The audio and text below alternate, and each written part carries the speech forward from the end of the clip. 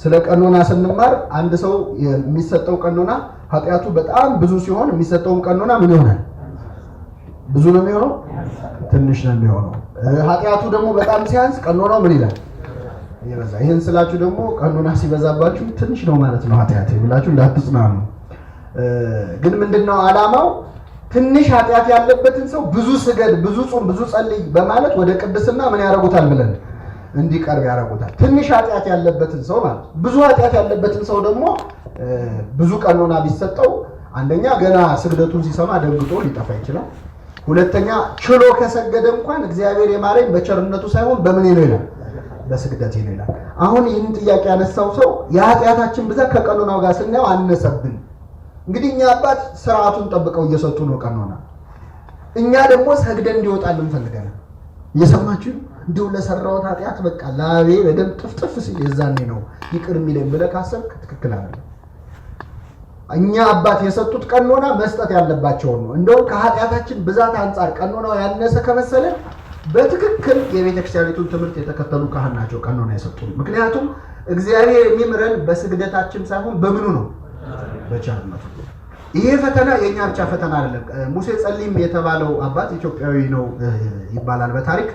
ቅዱስ ሙሴ ጸሊም በጣም ጉልበት የነበረው ሰው፣ ነፍሰ ገዳይ የነበረ ሰው ልክ ወደ መንፈሳዊነት ወደ ክርስትና ሲመጣ ስግደቱን ከመጠን በላይ ያደረገው። በጣም ጉልበት ያለው ሰው ነው። በቂ አካላዊ ብቃት ስላለው ስግደቱን በጣም አበዛው። ስግደቱ በበዛ ቁጥር ፈተናው እየጨመረ መጣ። ብዙ ታገለና መጨረሻ ላይ ሲያቅተው አበብኔቱን ሄዶ አናገራቸው። እኔ በጣም በሰገድኩ ቁጥር ፈተናው ምን እያለ ይመጣል?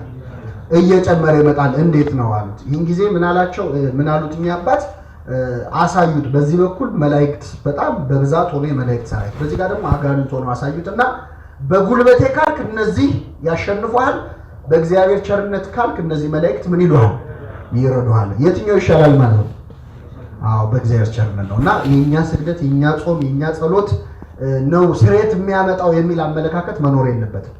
ቀኖናው ሲሰጠን 7 ስገድ 3 ስገድ ሊሉን ይችላሉ። አንድ አባት ለአንድ ሰው ባለፈው አንስተን ይሆን አላውቅም 3 ስገድ አሉት ይባላል።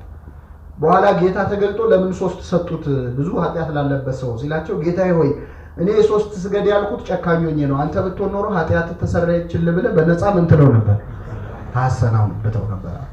ስለዚህ በጣም ብዙ ስገድ እንዲሉን ከጠበቅን አልተረዳነውም ማለት ነው። እና እግዚአብሔር ይቅርታን የሚሰጠን በምናችን ነው? በጉልበታችን ሳይሆን በምኑ ነው?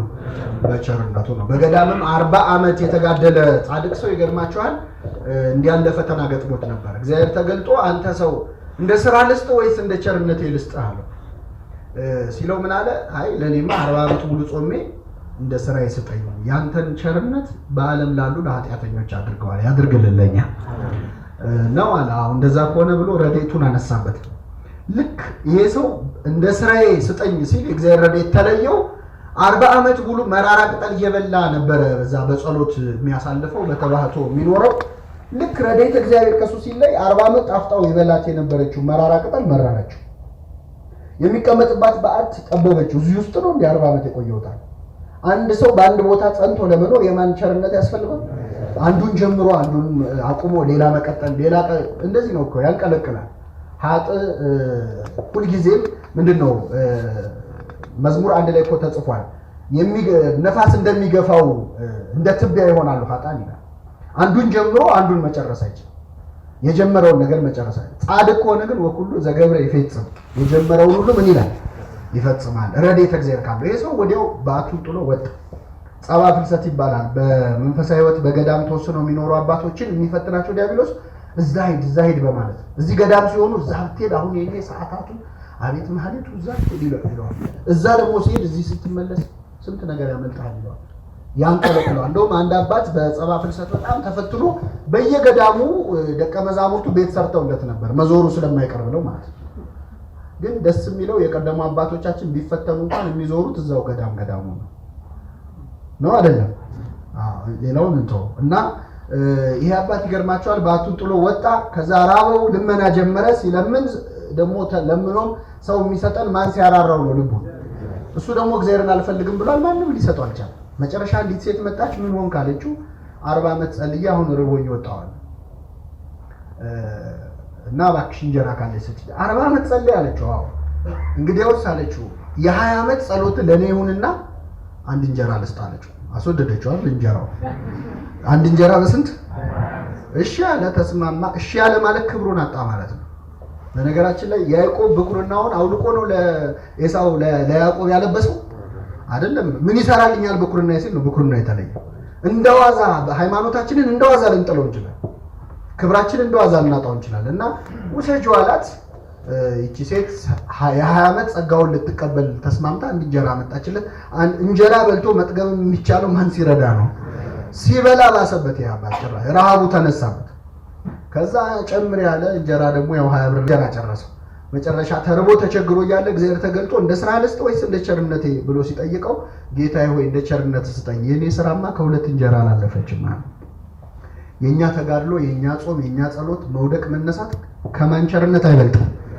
ስለዚህ የሰጡን ቀኖና የሰጡን አባት የሰጡን ምን እንዳዩ አይታወቅም። እኔ ገርማችኋል፣ ህፃን ሆና ማስጠናት ልጅ ነበረች። ትክክለኛ ምሳሌ ነው የምነግራችሁ፣ እየሰማችሁ ነው።